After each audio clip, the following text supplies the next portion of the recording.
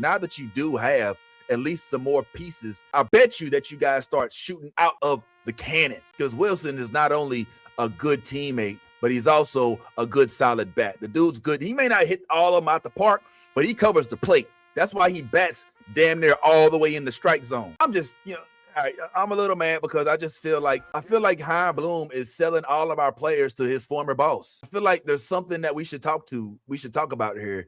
As much as I want to believe that it's Chaim time and that, oh yeah, that's just what it is, and oh yeah, he's making the right moves for the future, I can't help but wonder, like, why are the same teams getting the big, like, is there no other team that's willing to take Willson Contreras? Maybe that's the case, man. But this sucks. Okay, today is not a day where I'm sitting there chiming in so I can just contribute. I'm just upset that my jersey ain't worth as much as it used to be. I'm just upset. But let's go ahead and at least talk about what's going on in this trade so we can all be completely aware as to what all the trade deal entails, shall we? So, based on an article written by a man named Mark Polishuk, all right, for MLBTradeRumors.com, just give you all a quick taste of what it says here. It says, less than a month after landing Sonny Gray, the Red Sox have acquired another prominent veteran talent from St. Louis. Boston has landed first baseman Willson Contreras, and it's funny how they call him a first baseman, and he could have been a catcher too. He still can do it. It just was a log jam because we have Crooks and Paez and Pozo and Ivan Herrera all as catchers, but that's a whole other story. I will stop and I'll continue with the article. And $8 million in cash consideration from the Cardinals in exchange for a package of 3 right-handed pitchers, Hunter Dobbins, and prospects Yoiker Ferrado and Blake Aita. Now, Contreras and his agents at Octagon negotiated an extra $1 million bonus for Contreras to approve the trade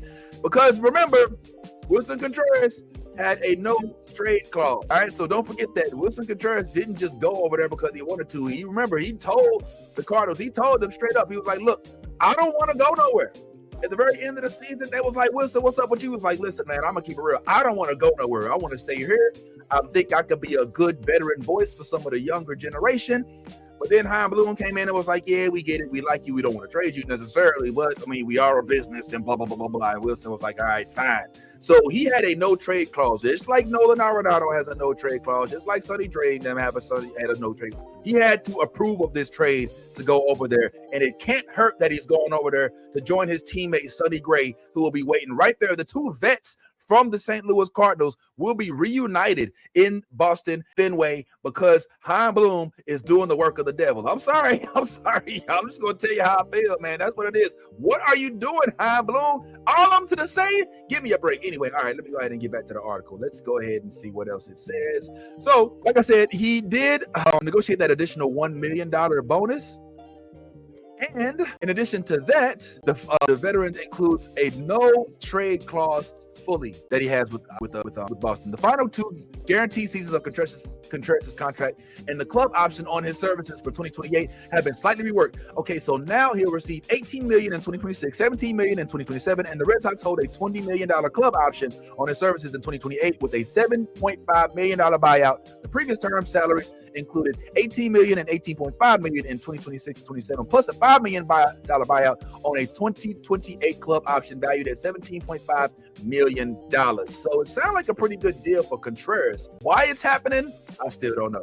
Let's go a little bit further into the weeds and find out a little bit more about this, and then we'll get into why I think that this is going to help the Red Sox. But what do the Cardinals look like without him? Let's get into that in a second. Okay, so Willson also, it says the final accounting works out to $42.5 million in guaranteed money for Contreras over the remainder of his deal, factoring in the Cardinals' $8 million contribution. Boston's commitment to Contreras is $34.5 million in salary. His luxury tax number is $17.5. All right, last little bit here. Contreras, who turns 34 in May, ends his St. Louis tenure with a 2.61 .261 batting average, .358 OBP, and then a .459 slug/line.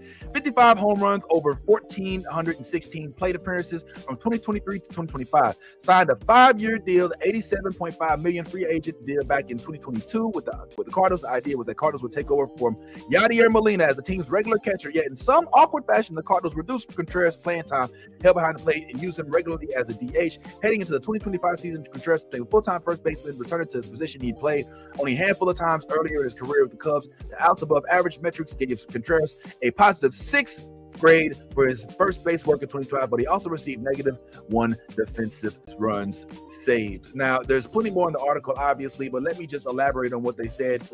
There was a mention of him being put back awkwardly to first base as a result, instead of playing the catcher position that he was also very good at. But the reason that was because in 2024, Contreras kept getting hurt.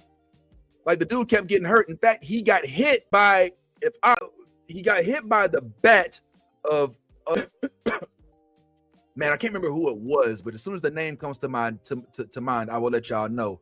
But he was doing one of those things as a catcher. You know, the catchers, they frame the pitchers. He was out there trying to grab the pitch before, stealing pitches is what he was doing. And he got hit by the bat, broke his forearm, and had to take off a good portion of the season in 2024. Here's what's funny about that. When he did get hit, folks were saying, like, he's out for the season. He was like, yo, don't count me out just yet. 4 weeks later, the dude came back. 4 weeks. 4 weeks. Broken arm. You back catching in 4 weeks? Here's the problem. He came back and then got injured again. Got hit in the hand. All right? So then he had to spend time off at the latter half of the season. And so one of the things that Marmol and the management decided was, hey, you know what? Instead of us having this logjam catchers at the catcher's position with you, Ivan Herrera, Pedro Paez, and whoever else we have in the minors, since we did lose Paul Goldschmidt I say lose, but he was a free agent. Since Paul Goldschmidt did end up going to the Yankees in 2025, we now have an opening for 2025 for first baseman. Willson, you played first baseman briefly with the Cubs. Why don't we just move you over there so we can keep your bat in the lineup instead of trying to put you at DH, which is more than likely we're going to put Ivan Herrera, since we do have Pedro Paez, who's a better defensive catcher than Ivan Herrera.